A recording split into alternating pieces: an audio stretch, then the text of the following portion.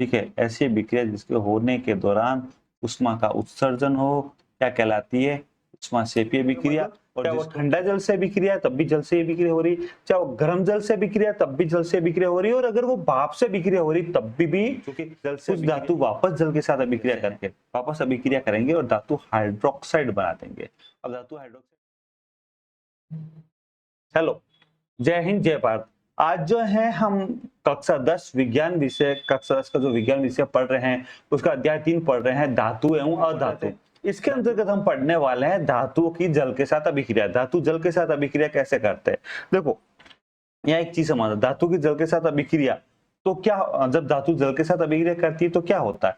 यहाँ पर आपको मैं एक चीज समझाऊंगा कि जल से हमारा तात्पर्य क्या है। यहाँ पर ये एक चीज समझना आप, जल से हमारा तात्पर्य क्या? देखो, जल जल जल बोले तो इसमें देखो, आपको कोई ठंडा जल, ठीक है, या मैं कहूँ गर्म जल, या मैं कहूँ भाप, ये भी H2O है, इसका फॉर्मूला भी यही है, इसका फॉर्मूला भी यही है, इसका फॉर्मूला भी यही है, और इसका फॉर्मूला भी यही है। तो अब मैं कहूँ जल से अभिक्रिया, जल से अभिक्रिया का मतलब चाहे वो ठंडा जल से अभिक्रिया है तब भी जल से अभिक्रिया हो रही, चाहे वो गर्म जल से अभिक्रिया तब भी जल से अभिक्रिया हो रही है, और अगर वो भाप से अभिक्रिया हो रही तब भी जल से अभिक्रिया ही हो रही। तो जल से अभिक्रिया मतलब ठंडा जल से अभिक्रिया हो रही है। ठंडा, सबसे पहले हम ठंडा जल देखेंगे, कोई भी धातु है सबसे पहले हम ठंडा जल से अभिक्रिया कराएंगे। अगर ठंडा जल में अभिक्रिया करी तो ठीक है, नहीं करी तो फिर उसको गर्म जल में अभिक्रिया करवाते हैं, ठीक है, ताकि अभिक्रिया जल्दी हो जाए। कोई चीज नहीं होती उसको थोड़ा गर्म करते हैं तो गर्म जल से अभिक्रिया करवाते हैं ताकि अभिक्रिया हो जाए। गर्म जल से भी नहीं होती तो फिर भाप से ट्राई करते हैं कि भाई भाप से अभिक्रिया करती क्या, भाप से भी नहीं होती तो कहते हैं ये धातु के साथ क्रिया नहीं करती, ये अक्रियाशील है, फिर कहेंगे ये अक्रियाशील है। और कोई ठंडे जल में ही कर देती तो कहते हैं बहुत क्रियाशील है। गर्म करने पर गर्म जल से करती तो कहते हैं हाँ मध्यम क्रियाशील तो है पर थोड़ी कम क्रियाशील है। और भाप के साथ करती तो कहते और थोड़ी कम क्रियाशील है, और बिल्कुल ही नहीं करती तो कहते हैं अक्रियाशील है। इस प्रकार के शब्द हम इस्तेमाल करने वाले हैं, इस प्रकार के शब्द हम इस्तेमाल करने वाले हैं। तो जल क्या है आप समझ गए, जल का मतलब ठंडा जल, गर्म जल या भाप जो भी है, जल का मतलब यही है हमारे लिए। अब सुनो, देखो ये आपका क्रियाकलाप है, आप ध्यान से देखो, ये बुक के अंदर दे रखा है, आपकी एनसीईआरटी की बुक का ही क्रियाकलाप है। इसके अंतर्गत हमने क्या कर, देखो इसमें क्या है वो समझना आप। हाँ, तो इस क्रियाकलाप के अंदर क्रियाकलाप 3.9 के तरह समान धातु, जो अभी हमने क्रियाकलाप कल की क्लास में जो क्रियाकलाप 3.9 देखा था उसमें हमने अलग अलग धातुएं इकट्ठे की थी, एल्यूमिनियम इकट्ठा किया था, आयरन था, जिंक था, जो अलग अलग हमने धातु इकट्ठे की ना वही धातुएं लेंगे। फिर सबसे पहले क्या करेंगे, एक बीकर लेंगे। क्या लेंगे बेटा? एक बीकर लेंगे। सबसे पहले यहाँ बना देते हैं, एक बीकर लेंगे, ठीक है ना, ये बीकर, इसके अंदर ठंडा जल भरेंगे। क्या करेंगे? ठंडा जल भरेंगे, ठंडा जल।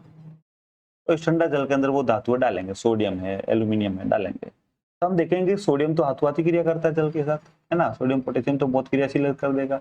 लेकिन सोडियम के अलावा कुछ धातु ऐसी हैं जो लोहा है, आयरन है, वो क्रिया नहीं करता। तो सबसे पहले ठंडे जल से आधे भरे बीकर में नमूने के छोटे छोटे टुकड़ों को अलग अलग डाल देंगे। कौन सी धातु ठंडे जल से अभिक्रिया करती है? ऑफकोर्स सोडियम है, पोटेशियम में करेगी, बिल्कुल करेगी, ठीक है। तो कौन सी धातु ठंडे जल से अभिक्रिया कर रही, कौन सी नहीं कर रही, उनको उसके क्रम से जमाते हैं कि हाँ ये ज्यादा क्रियाशील है, कम क्रियाशील है। इस प्रकार एक सीरीज बनाई हमने, कल भी बात की थी। हमारा उद्देश्य जो है धातु की क्रियाशीलता के अनुसार एक सीरीज बनानी, कहा ये सबसे ज्यादा क्रियाशील है, इससे कम ये, इससे कम ये, इससे कम ये, ऐसी एक सीरीज बनानी। तो जल के साथ अभिक्रिया करा के देखते हैं। जो जल के साथ अभिक्रिया नहीं करती, क्या कोई धातु जल में आग उत्पन्न करती है? सोडियम, है ना, वो थोड़ी देर बाद क्या कोई धातु जल में तैरने लगती? बिल्कुल लगेगी, अभी बात करते हैं हम आगे, है ना, बिल्कुल तैरने लगेगी। जल के साथ हाइड्रोजन गैस बनाएगी जो उसके ऊपर ही चिपक, चलो आगे बात करते हैं हम, है ना। और अगर कोई ठंडे जल से अभिक्रिया नहीं करती तो फिर उसको गर्म जल से अभिक्रिया कराएंगे, और अगर गर्म जल से भी अभिक्रिया नहीं करती तो फिर जो है उसे भाप से अभिक्रिया कराएंगे। इस प्रकार से, इस प्रकार हमने क्या किया, ये धातु देखो, जल से भिगा हुआ कांच का तंतु है ये, ठीक है, और या ये धातु रख दिया हमने, ये धातु रख दिया, ये जल से भिगा हुआ कांच का तंतु, हम इसको गर्म कर रहे हैं, यहाँ से आ गई ये ज्वाला है। इस ज्वाला से जो जल से भिगा हुआ आग का तंतु है, जब इसको ज्वाला से गर्म होगा तो इसमें जो भाप निकलेगी, और ये जो भाप है, ये जो भाप है ये कहाँ जाएगी? धातु के ऊपर। तो धातु से भाप टच होते हुए आगे की ओर जाएगी, और यहाँ सब जगह भाप फैल जाएगी।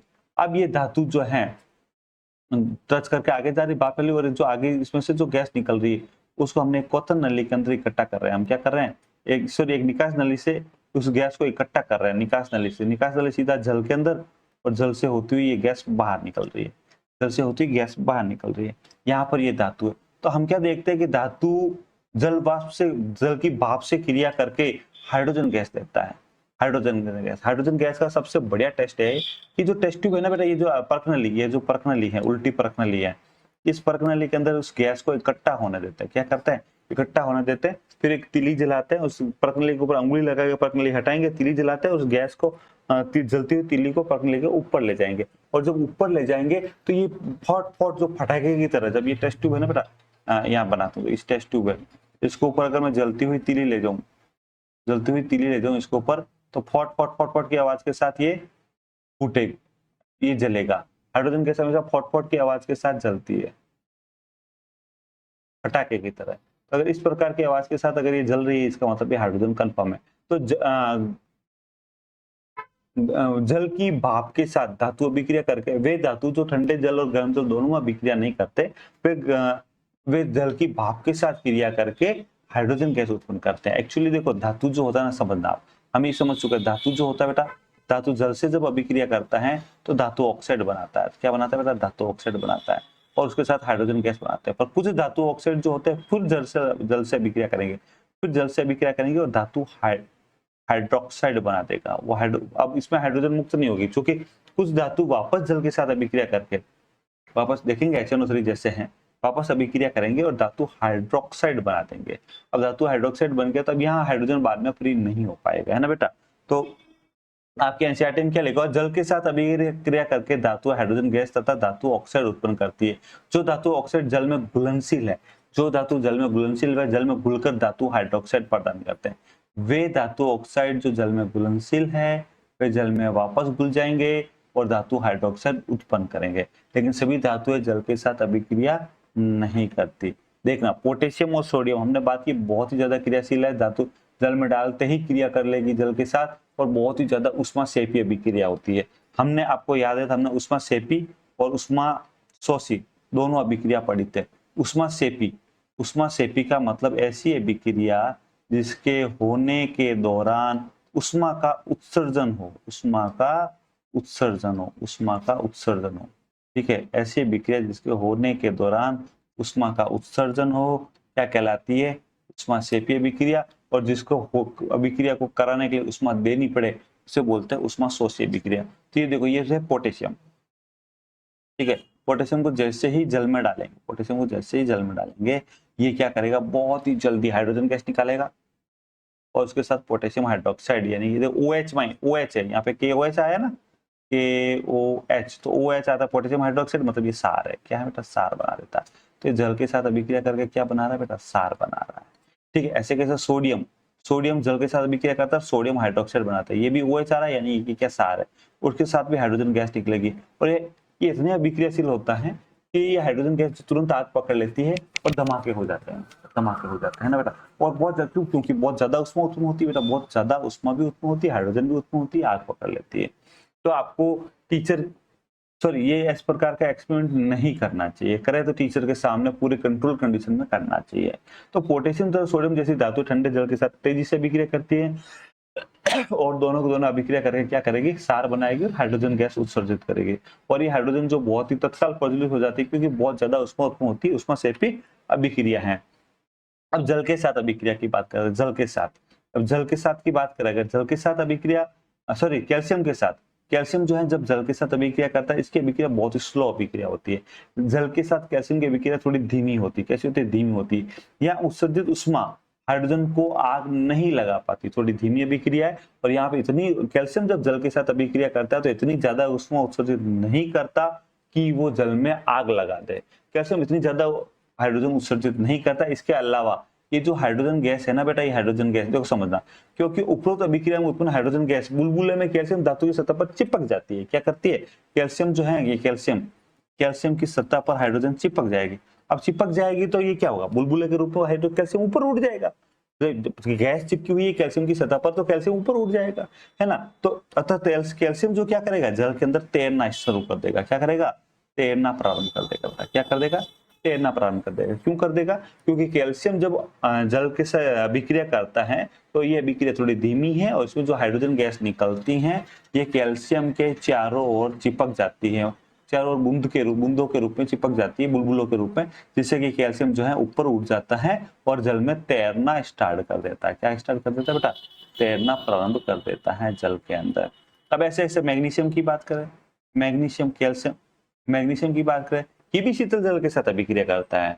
ठीक है, ये भी शीतल जल के साथ अभिक्रिया नहीं करता है और गर्म जल के साथ अभिक्रिया करता है। मैग्नीशियम, गलती हो, सॉरी, मैग्नीशियम जो है शीतल जल के साथ अभिक्रिया नहीं करेगा, ये गर्म जल के साथ अभिक्रिया करेगा। पर इसमें भी हाइड्रोजन जो है, इसमें हाइड्रोजन जो है गैस उत्पन्न होगी, वो इसके चारों ओर सतह पर चिपक जाएगी, जिससे कि ये भी तैरना प्रारंभ कर देगा। मैग्नीशियम की सरफेस में भी चारों ओर, मैग्नीशियम जो है इसमें भी हाइड्रोजन गैस चारों ओर चिपक जाती है, जिससे कि ये भी तैरना प्रारंभ कर देता है। पर मैग्नीशियम गर्म जल के साथ अभिक्रिया करेगा। किसके साथ अभिक्रिया करेगा बेटा? शीतल जल के साथ अभिक्रिया नहीं करेगा, गर्म जल के साथ अभिक्रिया करेगा मैग्नीशियम। ठीक है, और अभिक्रिया करके मैग्नीशियम हाइड्रोक्साइड एवं हाइड्रोजन गैस उत्पन्न करता है। जो भी धातु जल के साथ अभिक्रिया करेगा तो वो हाइड्रोक्साइड ही बनाएगा। तो मैग्नीशियम अभिक्रिया करा तो मैग्नीशियम हाइड्रोक्साइड बनाएगा, उसके साथ हाइड्रोजन गैस बनाएगा। ये हाइड्रोजन गैस बुलबुले के रूप में मैग्नीशियम धातु की सतह पर चिपक जाती है, जिससे कि ये भी तैरना प्रारंभ कर देता है। ठीक है, एल्यूमिनियम, आयरन तथा जिंक जैसी धातुएं, aluminium, iron and zinc, aluminium है, आयरन है, जिंक है। एल्यूमिनियम मतलब Al, देखो एल्यूमिनियम का फॉर्मूला Al है, आयरन का Fe है, जिंक का Zn है ना। ये धातु क्या करती है? शीतल के जल जो होता है ना, ये एक्चुअली इनकी अभिक्रिया बहुत धीमी होती, बहुत कम करती, तो शीतल जल के साथ और ना ही गर्म जल के साथ अभिक्रिया करती है। ना तो शीतल जल के साथ भी अभिक्रिया नहीं करेगी, अभिक्रिया नहीं होगी, और जो गर्म जल है उसके साथ भी अभिक्रिया नहीं करेगी। लेकिन हाँ, मैंने जल का मतलब भाप भी बताया था, तो भाप के साथ अभिक्रिया करेगी और धातु ऑक्साइड बनाएगी। क्या बनाएगी बेटा? भाप के साथ अभिक्रिया करके धातु ऑक्साइड बनाएगी, और चूंकि दूसरी सारी हाइड्रोजन बना रही, वैसे वैसे ये भी हाइड्रोजन गैस बनाएगा। तो भाप के साथ कौन? एल्यूमिनियम है, आयरन है, जिंक है, भाप के साथ अभिक्रिया करेगा और धातु ऑक्साइड और हाइड्रोजन बनाएगा। यहाँ पे देखो, ये एल्यूमिनियम जो जल के साथ अभिक्रिया करेगा और aluminium oxide plus hydrogen gas बना देगा। ये लोहा है, आयरन जल के साथ अभिक्रिया करेगा, आयरन ऑक्साइड या फेरिक ऑक्साइड बना देगा, उसके साथ हाइड्रोजन गैस बना देगा। बात समझ में आ रही है क्या आपको? तो कुछ धातु देखो, कुछ धातु जैसे हमने देखी अभी, जैसे कैल्शियम है, कैल्शियम ठंडे जल के साथ अभिक्रिया कर रहा था, सोडियम कर रहा था, पोटेशियम कर रहा था। ठीक है, यहाँ हो रहा था। मैग्नीशियम गर्म जल के साथ अभिक्रिया कर रहा था, ये तैर रहते हैं, कैल्शियम और मैग्नीशियम जल में तैर रहते हैं। और एल्यूमिनियम, आयरन और जिंक ये भाप के साथ क्रिया कर रहे हैं। एल्यूमिनियम है, आयरन है, ये क्या किसके साथ क्रिया कर रहे हैं? भाप के साथ। आपने देखा होगा ना, लोहे का जो दरवाजा होता है उसके ऊपर बारिश का जब पानी और जब गर्मी पड़ती है तो जंग लग जाना, वो भी एल्यूमिनियम ऑक्साइड नहीं, फेरिक ऑक्साइड ही होता है। तो लेड, कॉपर, अब एक चीज और नोट लगा के लिखना आप, नोट, लेड, कॉपर, सिल्वर और गोल्ड जैसी धातु जल के साथ बिल्कुल भी अभिक्रिया नहीं करती। ये तो आप नोट लगा के लिखेंगे। लेड है, कॉपर है, सिल्वर है, गोल्ड है जैसी धातु जल के साथ बिल्कुल भी अभिक्रिया नहीं करती।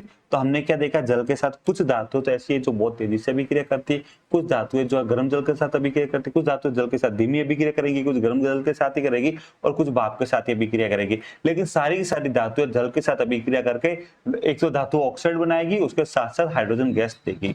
एक तो धातु ऑक्साइड बनाएगी, उसके साथ साथ हाइड्रोजन गैस देगी। और अभी तक अगर आपने चैनल को सब्सक्राइब नहीं किया है तो चैनल को सब्सक्राइब कर दो, ताकि जब भी वीडियो आए आपको नोटिफिकेशन मिल जाए। ठीक है, मिलते हैं अगले वीडियो के अंदर। जय हिंद, जय भारत।